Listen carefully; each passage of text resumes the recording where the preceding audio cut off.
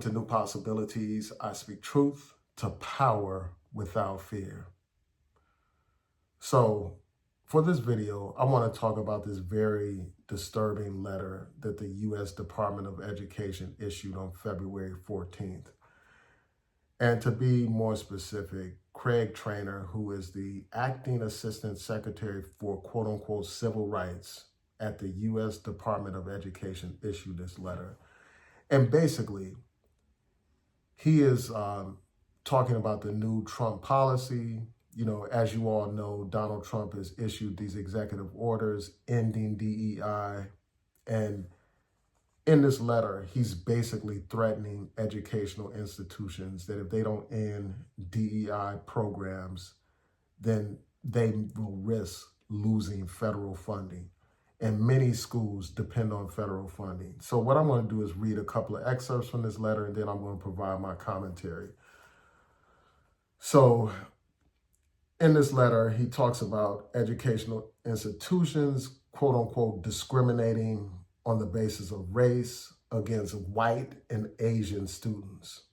He says that these institutions embrace of pervasive and repugnant race-based preferences and other forms of racial discrimination have emanated throughout every facet of academia.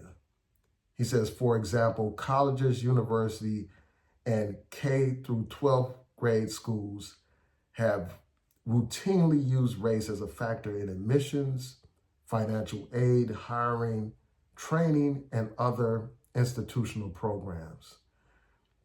And he goes on to say this. He says, in a shameful echo of a darker period in this country's history, many American schools and universities even encourage segregation by race at graduation ceremonies and in dormitories and other facilities. And he goes on to say this, educational institutions have toxically indoctrinated students with the false premise that the United States is built upon systemic and structural racism and advanced discriminatory policies and practices.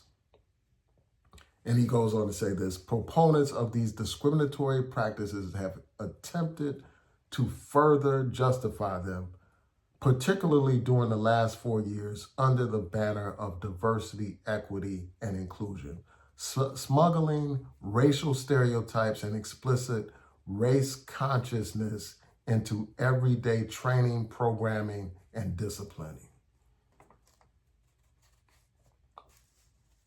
And then, he goes on to say this. He says, federal law prohibits entities from using race in decisions pertaining to admissions, hiring, promotion, compensation, financial aid, scholarships, prizes, administrative support, discipline, housing, graduation ceremonies, and all other aspects of student, academic, and campus life. Put simply, educational institutions may neither separate or segregate students based on race, nor distribute benefits or burdens based on race.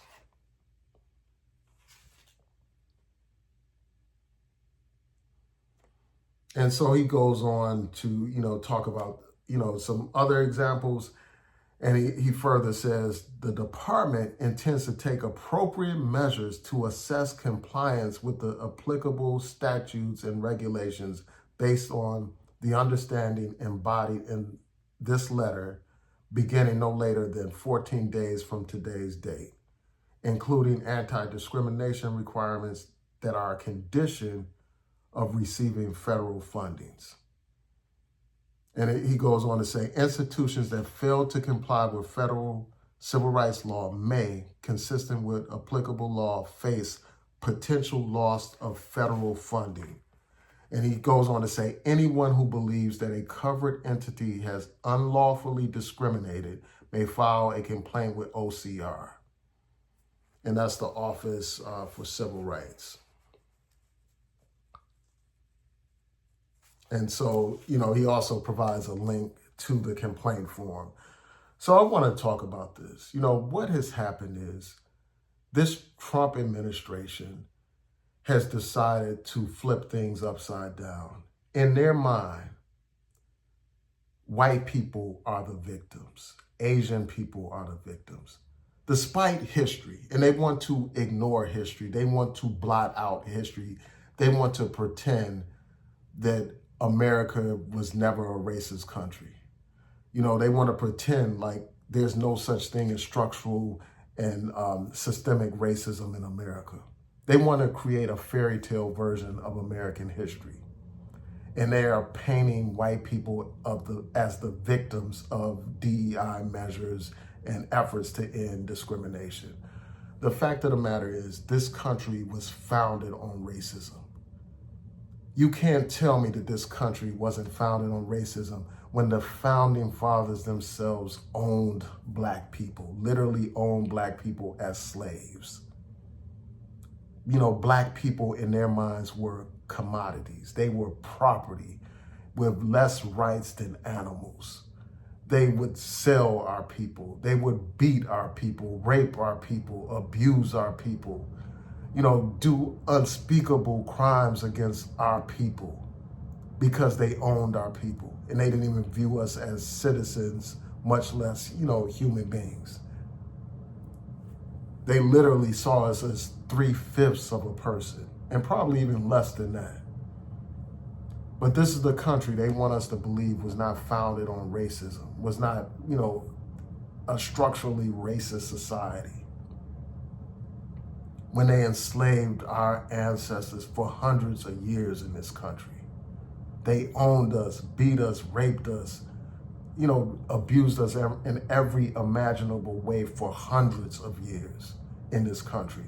But somehow the Trump administration and the people under him want to ignore that reality, a reality that still impacts us today. In addition to slavery, we had decades of Jim Crow, decades of separate and unequal in this country, decades of no colored people allowed, decades of black people in the back of the bus, decades of black people not being able to do basic things like go to a restaurant, having to, you know, sit in the balcony of a movie theater, having to drink from the quote unquote colored fountain. Black people were denied opportunities to get education, to get jobs, denied every opportunity in this country. But yet and still, they want to pretend like America did not have this racist history. They want to pretend like that racist history doesn't impact us today. That's what they want to do. They want to ignore all the decades of redlining that redlined us out of opportunities to build wealth. They want to ignore all the black towns that were literally burned to the ground, you know, like Black Wall Street, towns that we had created, businesses that we had created, making a way out of no way, and they destroyed those cities. But they want us to ignore that reality. All those years of separate and unequal that deprived us of educational opportunities, deprived us of opportunities to build wealth. And because of that, we continue to have these massive wealth disparities, these massive educational disparities in our community. And they want to basically weaponize the Department of Education against black people. They want to say that efforts to address this kind of discrimination and its continuing legacy are in fact forms of discrimination. They want to paint white people as victims of discrimination. And this is going to have a very real impact on the black community. You know, they talked about admissions. You know, they talked about using race as a factor in admissions and all that kind of stuff, and how that's against the law and everything.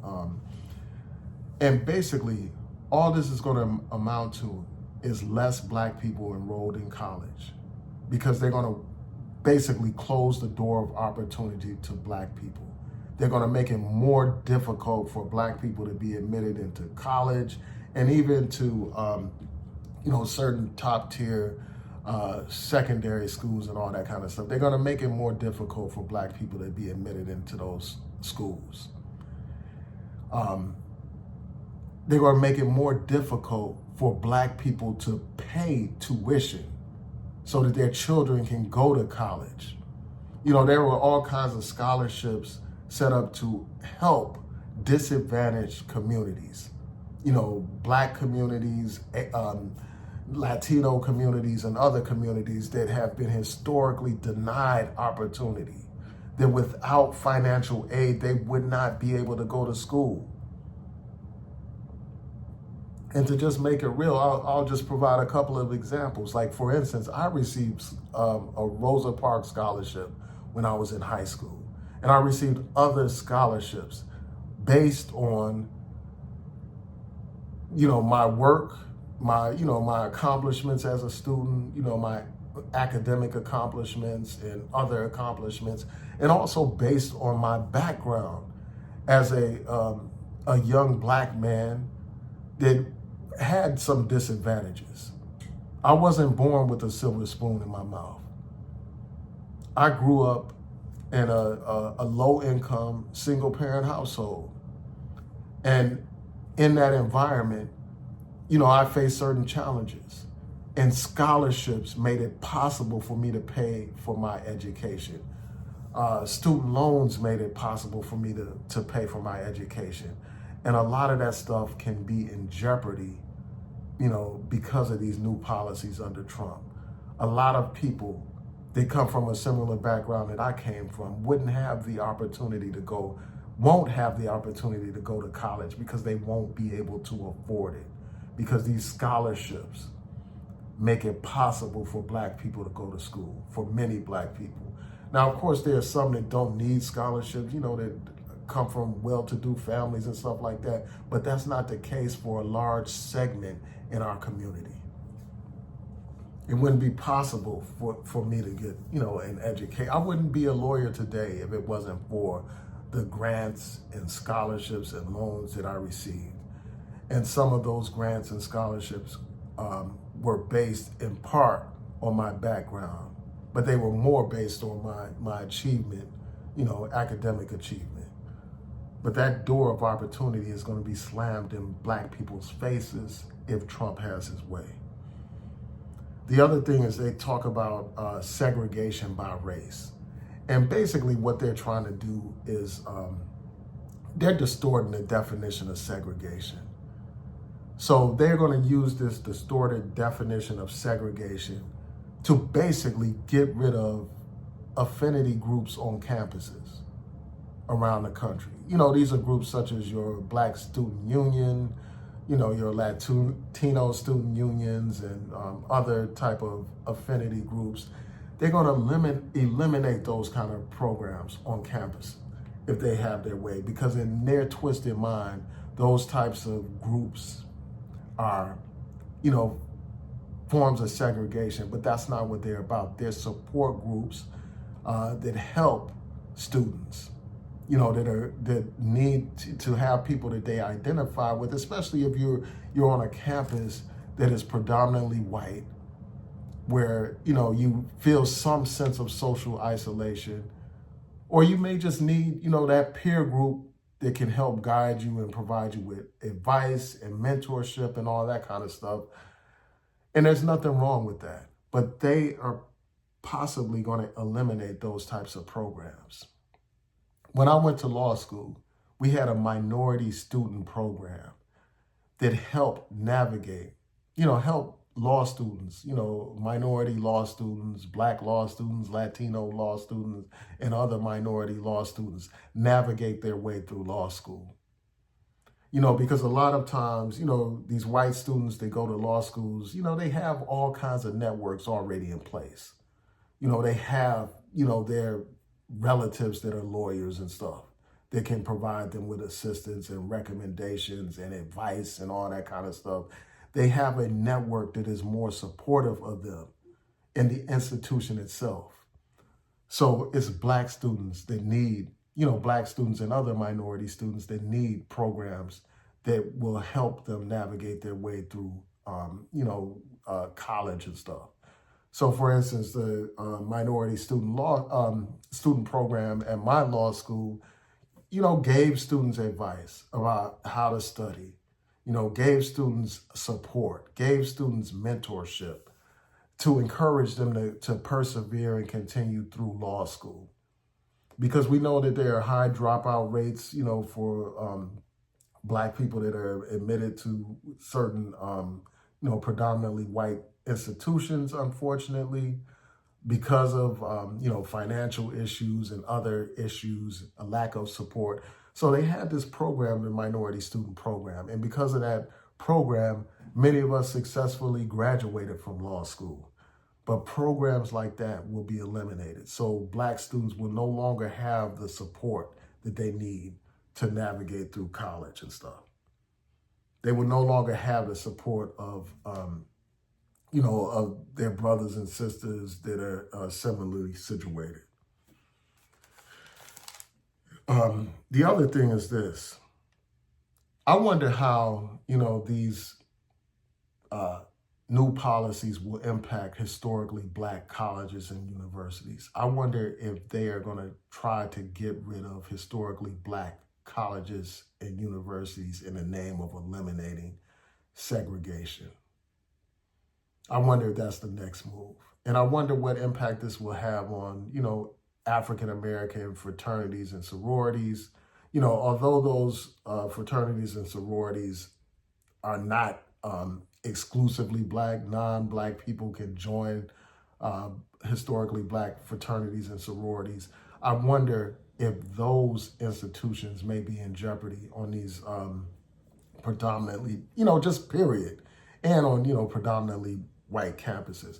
But going back to this, HBCUs, historically Black colleges and universities, I wonder if this will impact those institutions, if that will be viewed as a form of segregation, and if, those institutions will be under attack. And that will be a horrible result if that's the case.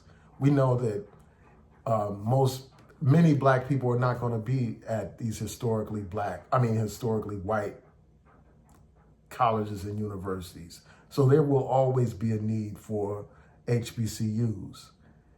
And especially given the fact that they are already, basically ended affirmative action in the Supreme Court. And then you have this far-right Trump administration going after anything that resembles a program designed to promote diversity, equity, and inclusion. With those two things in place, it's going to be more difficult for Black people to get admitted into these predominantly white institutions. And if they get rid of Black colleges and universities, that's going to eliminate a lot of opportunities for Black people to get higher education. So I wonder if that's the logical conclusion that they're going to reach, with respect to these anti-DEI policies. But yeah, this letter is serious. And the only way you fight these kind of policies is in the court and in the streets. And that's what we have to do, fight.